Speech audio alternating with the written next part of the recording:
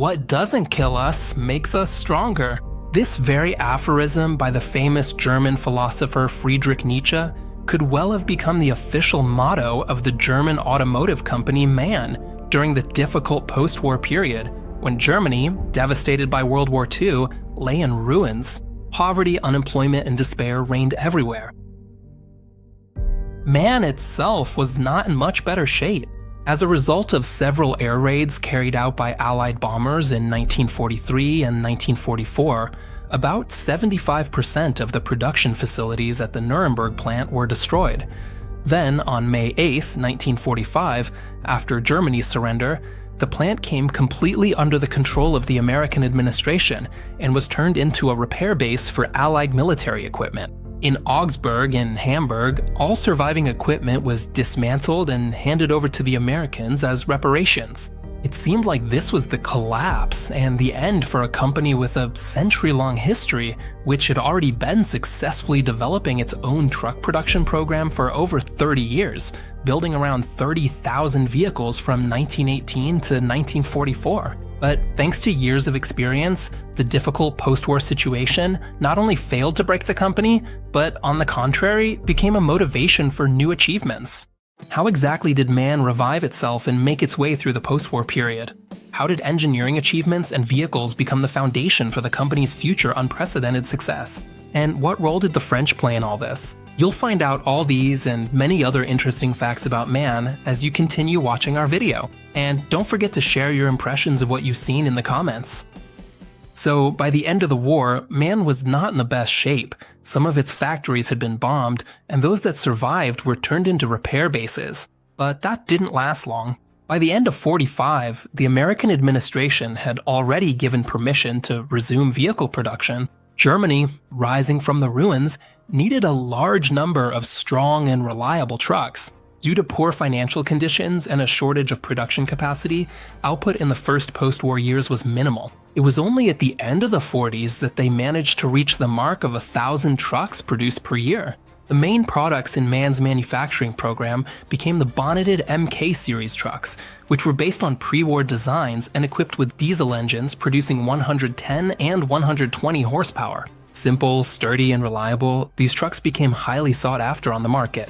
The company received a new boost in its development at the end of the 40s when positive economic and political changes took place in Germany itself. In 1948, a new currency was introduced, the mark. Later, in May 1949, the Federal Republic of Germany was established on the basis of the 3 occupation zones of Great Britain, France, and the USA. It was immediately included in the American post-war recovery financial program, the so-called Marshall Plan. All these events at the end of the 40s laid the foundation for the unprecedented economic boom of the 50s, which became known as the German economic miracle.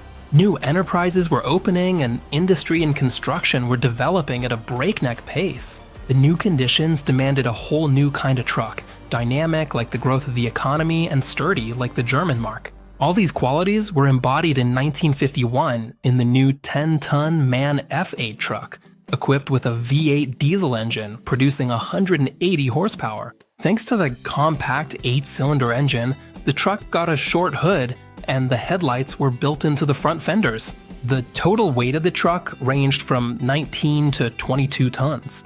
The F8 was produced as a flatbed truck, a dump truck, a chassis for superstructures, and a tractor unit. Variants with sleeper cabs were popularly nicknamed the Swallow's Nest. At the beginning of the 50s, this model was considered the most powerful road truck on the European continent. In that same year, 1951, the company developed Germany's first automotive diesel engine with a turbocharger.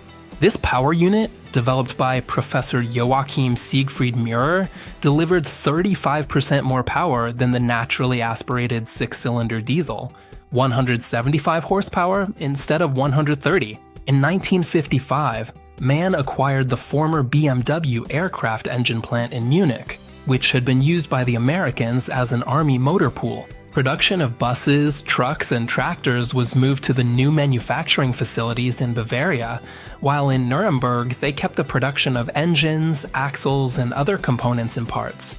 The first truck to roll off the assembly line at the Munich plant was the 5-ton M.A.N. 515L1, a model from the 500 series. Another historic milestone for the company was the introduction in 1955 of the first cab-over engine model, the 400L, which was also produced in an all-wheel drive military version, the 415FA. These trucks remained on the assembly line for only 3 years. Much more successful were the utilitarian military all-terrain vehicles, the 415L1 and the 630L2, the latter of which, equipped with an all-fuel diesel engine, became the backbone of German army logistics in the 1960s. Since 1958, the Indian company Vehicle Factory Jabalpur began licensed production of this model under the name Shaktiman 4x4 for the Indian Army.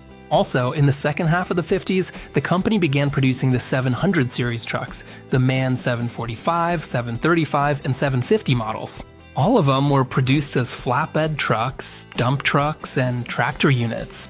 In 1959, the company released a new truck model, the M.A.N. 635L1, which featured a more spacious, all-metal cab with a panoramic windshield. The main features of its design for many years became the short hood with a distinctive upward extended rectangular radiator grille and streamlined R-shaped fenders with built-in headlights. By the early 60s, this model had evolved into an entire family, which included 25 basic chassis with a payload capacity of up to 8.5 tons. The vehicles were equipped with 6-cylinder diesel engines, producing between 100 and 160 horsepower. This series, having undergone multiple upgrades and only minor design changes, remained in production until April 1994. Alongside the conventional truck, production of a cab-over model also began in 1959, which, due to its spacious cab with bulging sides, earned the popular nickname Chubby Cheeks. In 1965, on its 10th anniversary, the M.A.N. plant in Munich produced its 100,000th vehicle and became the company's largest production site. At the beginning of the 60s, the famous Professor Meyer once again created another engineering masterpiece, a diesel 6-cylinder engine of improved design, which was presented in 1962. The changes concerned the cylinder head, which received intake channels of a spiral configuration, allowing for the creation of turbulence in the cylinder and improving the mixing of fuel with air. The engine pistons also received a new spherical shape. This design was named the M motor in honor of its creator. Engines with the new system stood out for their smooth operation, high efficiency, and fuel economy. They turned out to be so effective that leading automotive companies around the world were eager to purchase a license to produce them. International Harvester and White from the USA, Berliet, Citroën, and Renault from France, Raba in Hungary, and Roman from Romania. In 1963, M.A.N. began a partnership with the French truck manufacturer Saviem, which was part of the state-owned French corporation Renault. This collaboration focused on the development of engines and the creation of a new cab-over engine cabin, which was to be installed on new heavy-duty trucks with a payload capacity of up to 18 tons and engines with up to 230 horsepower. The first trucks of this series were the M.A.N. F family, F7, F8, and F9, whose production began in 1967.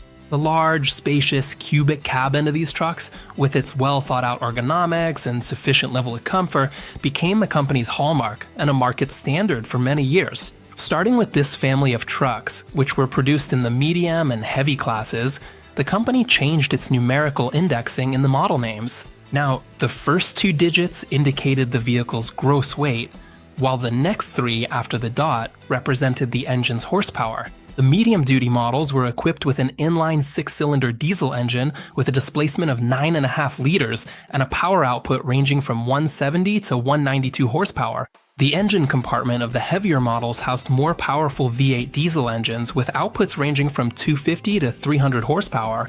In the early 70s, M.A.N. began collaborating with Daimler-Benz on the development of air suspension systems, planetary wheel reduction gears, and new 10-cylinder V-type turbo diesels, which were subsequently installed in trucks from both companies. Everything changed in the 70s. when a series of oil crises, starting with the OPEC embargo on oil supplies to countries that supported Israel in the 1973 Arab-Israeli War, caused a sharp, nearly fourfold increase in fuel prices. All across Europe, there was a fuel shortage, and economic growth slowed down.